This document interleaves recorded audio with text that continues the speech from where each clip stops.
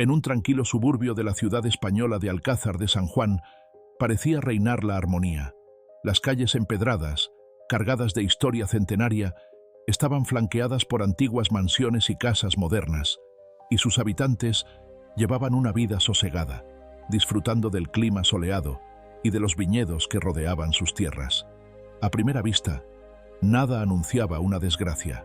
Sin embargo, tras las viejas puertas de madera de una hermosa mansión, se ocultaba una historia capaz de conmocionar a cualquiera que la escuchase. Esta historia comenzaba con una escena prometedora. Una joven llamada Isabel, que acababa de cumplir 18 años, vivía junto a su madre, doña Aurelia, y su padrastro, don Miguel Gutiérrez. Don Miguel era conocido en Alcázar de San Juan por ser propietario de varias plantaciones vinícolas. Gozaba de fama de hombre cortés, tranquilo y carismático. Parecía que la felicidad familiar acompañaba siempre a la casa de los Gutiérrez. La ciudad entera apreciaba a esta familia. Durante muchos años habían participado en eventos benéficos y ayudado a quienes lo necesitaban en la región. Desde temprana edad, Isabel se había distinguido por su curiosidad y su carácter soñador. Sus grandes ojos marrones se iluminaban cada vez que hablaba de sus planes de futuro. Soñaba con estudiar en Madrid y convertirse en experta en historia del arte. Aurelia, su madre, apoyaba las aspiraciones de su hija y se sentía muy orgullosa de ella. Don Miguel también mostraba interés en los logros de su hijastra, aunque a veces su preocupación parecía un tanto excesiva.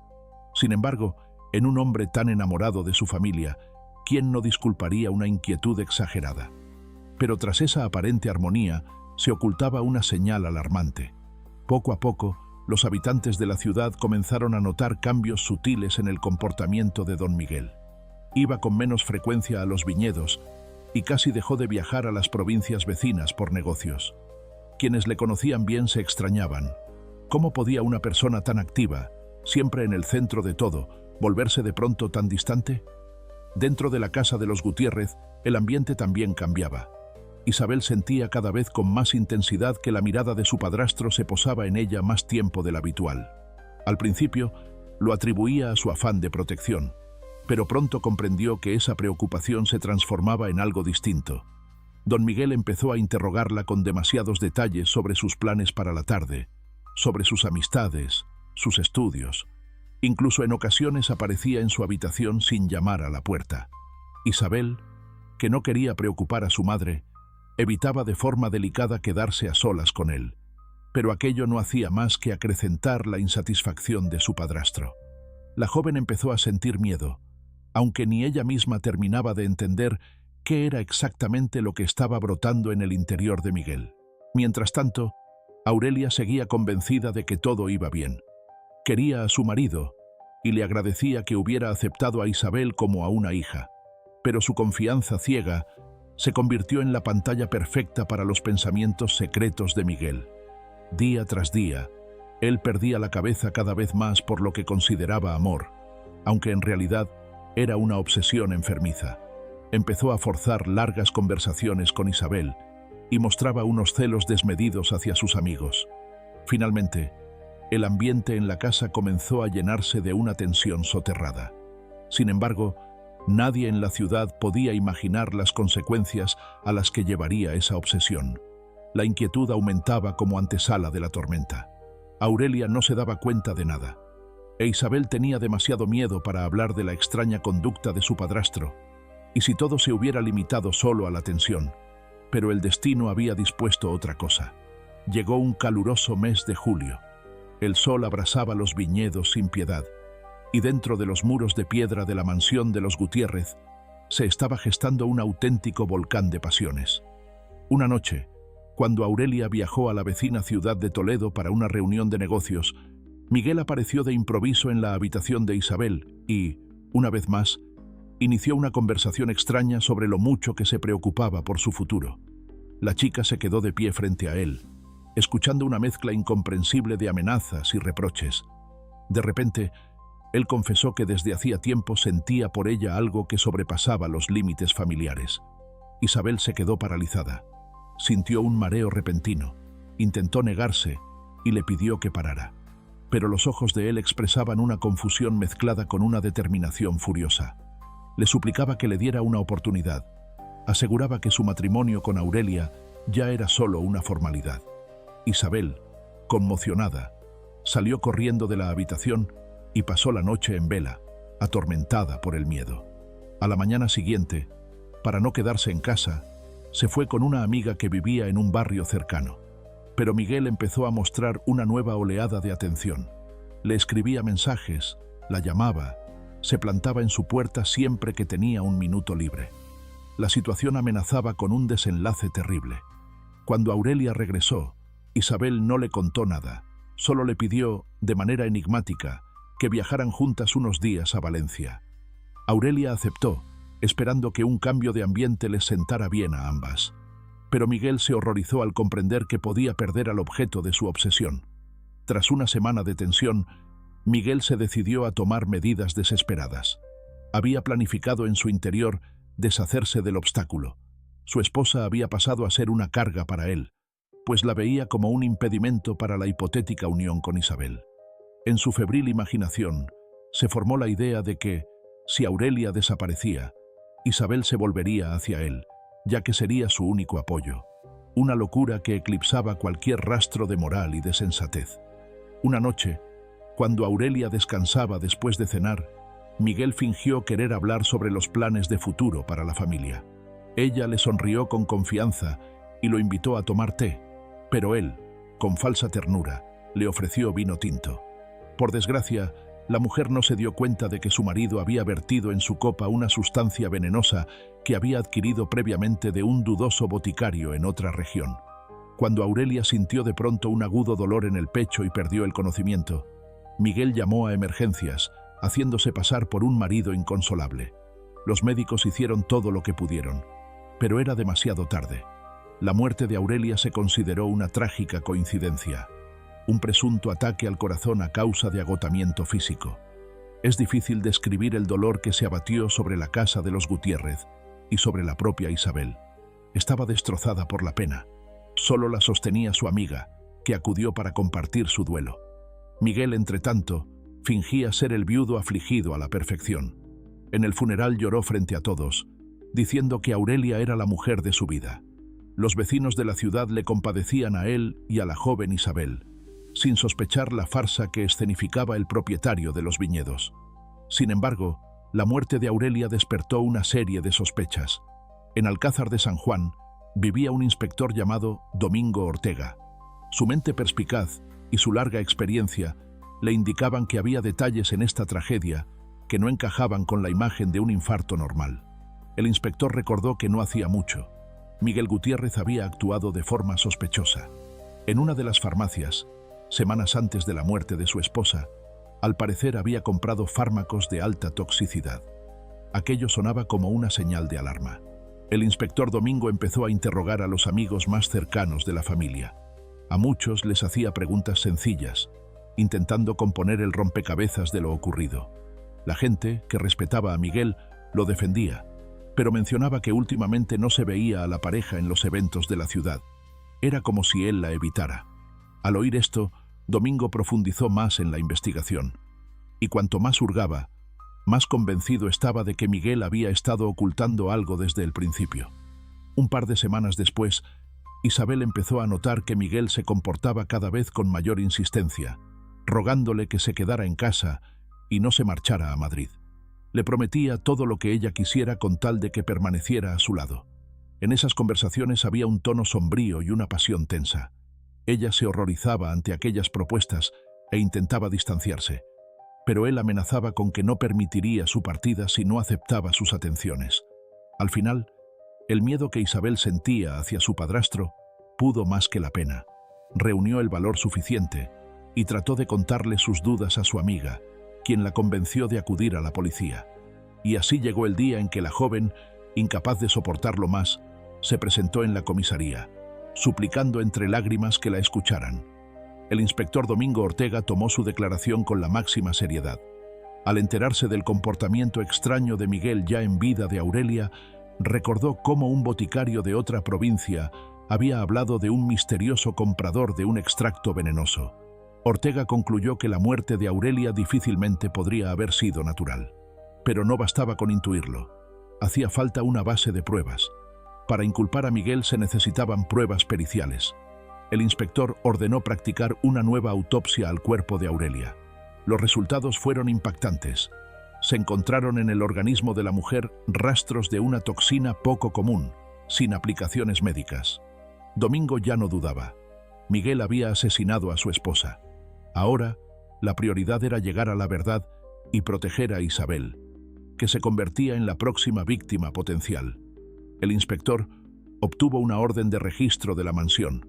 Cuando los agentes se presentaron en los viñedos de Gutiérrez, Miguel, al verlos, comprendió que su farsa había llegado a su fin. Intentó escapar, pero no tuvo por dónde salir. Los policías entraron en su despacho. Entre documentos, facturas y notas personales, encontraron frascos con restos de veneno, así como una lista de sitios web en los que se describía el producto. También hallaron su diario personal, en el que confesaba, con la vehemencia de su pasión, la verdadera razón por la que había eliminado a Aurelia. Los policías, consternados, pronto le pusieron las esposas a Miguel. Él entendía que había caído en la trampa de su propia obsesión. Al sacarlo de la mansión, vecinos y conocidos, que se habían reunido cerca, estaban atónitos. ¿Cómo podía un hombre tan respetado resultar ser un asesino? Sin embargo, la respuesta residía en su distorsionada obsesión por Isabel. La joven, a quien él casi veneraba, se salvó de milagro, gracias a su decisión de acudir a tiempo al inspector. El juicio conmocionó a toda la comunidad provincial. Miguel Gutiérrez, pese a los intentos de su abogado de alegar enajenación mental y supuesta ofuscación temporal, fue declarado responsable de sus actos y de haber envenenado intencionadamente a su esposa. Isabel testificó como testigo clave. Le resultó muy duro, pero su testimonio fue decisivo. Ante las abrumadoras pruebas, el tribunal declaró a Miguel culpable y lo condenó a una larga pena de prisión, sin posibilidad de libertad anticipada. Sus otrora prósperas plantaciones vinícolas fueron confiscadas y posteriormente puestas a la venta. La gente de Alcázar de San Juan tardaría mucho en reponerse de la conmoción. Desde fuera, todo parecía perfecto. Un negocio próspero, una familia estable, respetabilidad y beneficencia. Pero las pasiones humanas pueden corroer cualquier muro. Esta historia se convirtió en un trágico recordatorio para los habitantes. Tras la fachada de una aparente calma, puede ocultarse una verdad espeluznante. Isabel, recuperándose de tan terrible experiencia, decidió cumplir su sueño y marcharse a Madrid. Allí pensaba empezar de cero, dedicarse por completo a sus estudios e incluso tal vez escribir un libro sobre su propia vivencia. Al fin y al cabo, lo ocurrido le demostró lo impredecibles que pueden ser los designios humanos. Entendió que lo más importante es ser fiel a uno mismo, no tener miedo de pedir ayuda y fiarse de la intuición cuando alguien cercano empieza a comportarse de un modo extraño. Con el paso del tiempo, el inspector Domingo Ortega fue ascendido. Su brillante actuación al resolver este espeluznante crimen fue motivo de orgullo para todo el departamento. Pero él mismo recordaba a menudo los ojos de Isabel, llenos de lágrimas y terror. Esperaba que el destino fuera benévolo con ella y que el dolor que había sufrido se transformara en fortaleza y sabiduría. Así terminó este capítulo trágico en la historia de una ciudad española. Y si cabe extraer una lección de lo vivido, es la siguiente. A veces, los crímenes más horribles se gestan no en callejones oscuros, sino bajo el techo de una casa respetable, entre sonrisas y aparente felicidad. Las personas que se adueñan de la vida ajena mediante la manipulación y el miedo pueden arrasar todo a su alrededor si no se está atento. Sin embargo, la justicia, aunque tarde, suele triunfar, dejando a los culpables a solas con su pesadilla, el miedo a ser descubiertos y la consciencia de su propia obsesión destructiva. Ahora, al rememorar los hechos, los habitantes de Alcázar de San Juan llegan a la conclusión de que lo más valioso es proteger y cuidar a los seres queridos, sin dejarse engañar por una falsa paz, porque lo peor puede ocurrir de repente, cuando el corazón se ciega por la pasión o el cálculo frío. El trasfondo de esta historia enseña que no se pueden ignorar las señales siniestras y que hay que prestar mucha atención a los cambios en el comportamiento de familiares y seres queridos. De lo contrario, uno podría percatarse demasiado tarde de que el monstruo lleva tiempo viviendo dentro de esas paredes. Con todo, nuestra historia no debería concluir con la mera constatación de la tragedia ocurrida. Cualquier situación tan dura puede servir como impulso para una reevaluación de valores y la fijación de nuevas metas. Cuando la gente atraviesa algo tan sobrecogedor, se ve obligada a replantearse por completo su forma de ver la vida. Amigos y vecinos, al observar la suerte de Isabel, coincidieron en que incluso en las circunstancias más turbulentas, se puede encontrar una vía de escape si uno no se queda callado y no teme pedir ayuda. Hoy, varios meses después del terrible crimen, los habitantes de Alcázar de San Juan han creado un grupo de iniciativa especial. Se dedica a la labor de concienciación, enseñando a la juventud la importancia de saber reconocer las señales de conducta peligrosa dentro de la familia. Se hace especial hincapié en la necesidad de informar a tiempo sobre la violación de los límites personales y la agresión, aunque esté camuflada tras una sonrisa. Ahora que Isabel se ha instalado en Madrid, en su vida ha comenzado una nueva etapa. Ha ingresado en una prestigiosa universidad en la Facultad de Historia del Arte, donde puede dedicarse a lo que más le gusta. Se rumorea que piensa escribir unas memorias detalladas, pues su experiencia vital, por amarga que sea, puede convertirse para alguien en una guía salvadora, un ejemplo de cómo actuar y a quién recurrir en busca de apoyo. El inspector Domingo Ortega, tras cerrar el caso de Gutiérrez, se muestra reservado en sus comparecencias públicas, pero no se cansa de repetir que lo más importante es prevenir la desgracia en lugar de esperar a su desenlace trágico. Sus palabras se han convertido en una especie de lema para muchas familias que antes preferían callar sus problemas. Los vecinos, al darse cuenta de la magnitud de lo sucedido, respaldan campañas dirigidas a la prevención de dramas familiares y delitos motivados por la obsesión. La justicia solo triunfa cuando la gente deja de ser indiferente. En la historia de Isabel, muchos vieron una advertencia. No hay que permitir que el miedo o el sentimiento de culpa nos obliguen a guardar silencio si lo que ocurre traspasa los límites de la dignidad y la seguridad. Quien se enfrente a un horror así debe saber que siempre existe una salida. En la verdad, en la ayuda de los amigos, de las fuerzas del orden y en la búsqueda personal de la libertad. Esta historia no es únicamente la descripción de una cadena de acontecimientos, sino también un llamamiento a todos los que se encuentren en una situación similar. No hay que soportar y esperar a que el problema desaparezca por sí solo. No dejes que te convenzan de que a nadie le importa tu vida. Al contrario, la gente de tu entorno quizá no sepa lo grave que es todo. Y precisamente hablar de ello con franqueza puede ser el primer paso para salvarte. Hoy las plantaciones vinícolas de los Gutiérrez tienen nuevo dueño. Irónicamente, se trata de un empresario de Barcelona que ha traído nuevas variedades de uva. Además, ha reformado los viejos edificios, intentando borrar las huellas de unos recuerdos trágicos. Pero los más veteranos seguirán recordando durante mucho tiempo aquella casa que un día perdió su dicha y quedó marcada por un triste escándalo. En cuanto a Miguel, cumple condena en una prisión de alta seguridad cerca de Salamanca. Se dice que se ha encerrado en sí mismo, y hasta los psicólogos de la institución penitenciaria admiten que una obsesión tan arraigada difícilmente se corrige. De vez en cuando presenta reclamaciones y peticiones de suavizar la sentencia, pero se las rechazan. Su delito fue demasiado cruel, y su aparente arrepentimiento no convence al tribunal. Mientras tanto, la vida continúa. Alcázar de San Juan intenta retomar su ritmo habitual. Las familias vuelven a pasear por las calles empedradas. Los niños persiguen un balón junto a muros centenarios, y los turistas llegan a contemplar los pintorescos viñedos y a probar el vino local. Pero ahora en la ciudad persiste una cautela especial, que impide volver a cerrar los ojos con demasiada ligereza ante circunstancias sospechosas.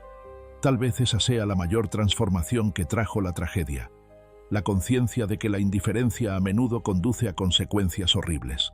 Cuando Isabel rememora lo vivido, a veces comparte la historia de su familia con quien quiera escucharla.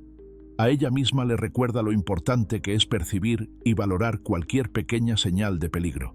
Y para los demás, ofrece un ejemplo de cómo el coraje y la determinación pueden ayudar a salir de lo que parecía una situación sin salida. ¿Cuál es la enseñanza que podemos extraer? A veces la vida nos presenta pruebas que parecen imposibles de superar, pero es entonces cuando se revela la verdadera fuerza de carácter. No apartes la mirada si intuyes algo extraño, incluso cuando todos insisten en que todo está bien. No temas romper la falsa apariencia de calma, pues la precaución es el mejor escudo contra un peligro real. Esta historia perdura mientras las personas la recuerden, y mientras sus protagonistas continúan avanzando. Todos aquellos que han oído hablar de la tragedia en Alcázar de San Juan transmiten esta advertencia a los demás. Estad atentos a los que os rodean. Valorad vuestro derecho a la seguridad y a la libertad. Nunca aceptéis convertiros en víctimas, pues la verdad y la justicia son aquello por lo que merece la pena luchar hasta el final. Estad dispuestos a dar el siguiente paso, y no os detengáis en lo que ya habéis alcanzado. Mientras seguimos viviendo, avanzamos con más confianza y la compartimos con quienes necesitan apoyo. En ello quizá resida el significado oculto de todo lo sucedido. Aprender a percibir en nosotros mismos y en los demás la fuerza necesaria para no rendirnos cuando el destino nos muestra su lado más oscuro. Al final de toda esta historia, uno se pregunta inevitablemente, ¿qué hubiera pasado si Isabel no hubiera sacado valor para contarle toda la verdad al inspector Domingo Ortega? Es probable que la tragedia se hubiera multiplicado, porque una persona cegada por la pasión y el ansia de poseer la vida ajena es capaz de cometer nuevos crímenes si no se la detiene a tiempo. Pero ahora, con la verdad revelada y el culpable castigado, la joven, que perdió a su madre y estuvo a punto de perder también la fe en la humanidad, ha logrado renacer. Fue invaluable el papel de quienes la apoyaron en ese proceso, y cualquiera que escuche esta historia puede extraer algo esencial. La fuerza de una palabra de auxilio puede salvar una vida. Nadie está a salvo de encontrarse con personas que, tras la máscara de la amabilidad, ocultan deseos enfermizos y un afán de manipular a los demás. Pero es mucho peor guardar silencio al respecto, soportarlo con resignación y esperar que el malintencionado se frene por sí solo. Por suerte, existen las fuerzas del orden, los amigos y la familia, que pueden ser la tabla de salvación. Que esta lección perdure en la memoria de todos, para que nadie sufra en silencio ni tema revelar la verdad sobre la violencia, el chantaje y las amenazas. Es importante entender que siempre hay una salida, y si alguien cree tener derecho a decidir el destino de otro, tarde o temprano se enfrentará a la ley y al juicio de los hombres. Mientras en Madrid un nuevo día brinda a Isabel perspectivas renovadas, y en Alcázar de San Juan la gente se esfuerza por no dejarse abatir por los recuerdos sombríos, la vida sigue su curso. El sol todavía ilumina los viñedos, y en esos rayos nace una nueva esperanza. Esta historia nos recuerda que, tras la fachada de una vida perfecta, pueden ocultarse oscuros secretos que llevan a la tragedia. La obsesión y el control pueden convertirse en peligros mortales si no se detectan a tiempo. Isabel tuvo el valor de hablar y buscar ayuda, evitando un desenlace aún más terrible. Si te gustan las historias de crímenes reales y quieres conocer más casos impactantes, suscríbete al canal y activa la campanita para no perderte ninguno de nuestros videos. Tu apoyo nos ayuda a seguir contando estas increíbles historias.